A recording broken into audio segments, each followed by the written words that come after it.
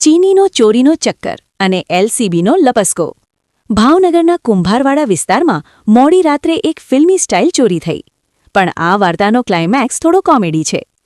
તારીખ 22/2026ની રાત્રે ઇકબાલ ઉર્ફે ચીનીએ વિચાર્યું કે ચાલો આજે એક ખુલ્લું મકાન જોઈને થોડી કિસ્મત અજમાવીએ. બારીમાંથી એન્ટ્રી મારતા જ અંદરથી મળ્યા સોનાની બુટ્ટી, મોબાઈલ અને ₹50,000 રોકડા. ચીનીભાઈએ મનમાં કહ્યું હશે, વાહ, આજે તો લોટરી લાગી ગઈ. પણ ભાઈ, કહેવત છે ને, ચોરની દાઢીમાં તણકો. તારીખ 25/2026ના રોજ ભાવનગર પોલીસની લોકલ ક્રાઇમ બ્રાન્ચના જવાનોએ શકદારો પર નજર રાખી હતી. બાતમી મળી કે કુંભારવાડા મોતીડાવ પાસે વીઆઈપી રોડ પર એક શખ્સ કાળી બેગ લઈને શંકાસ્પદ રીતે ઊભો છે. પોલીસે પૂછ્યું, ભાઈ, બેગમાં શું છે?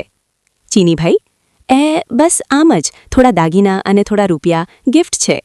પણ જ્યારે યોગ્ય જવાબ ન મળ્યો ત્યારે બેગ ખુલતા જ સત્ય બહાર. બેગમાંથી નીકળ્યું પીળી ધાતુનો પાટલો, મંગળસૂત્ર, રોકડ રૂપિયા, કુલ ₹10,500નો મુદ્દામાલ કબજે.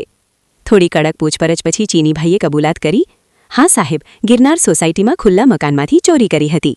અને બસ, ચોરીનો પ્લાન હતો સ્માર્ટ, પણ એલસીબીની એન્ટ્રી હતી સુપરફાસ્ટ. આખરે કાયદેસર કાર્યવાહી કરીને આરોપીને બોરતળાવ પોલીસ સ્ટેશનમાં સોંપી દેવાયો.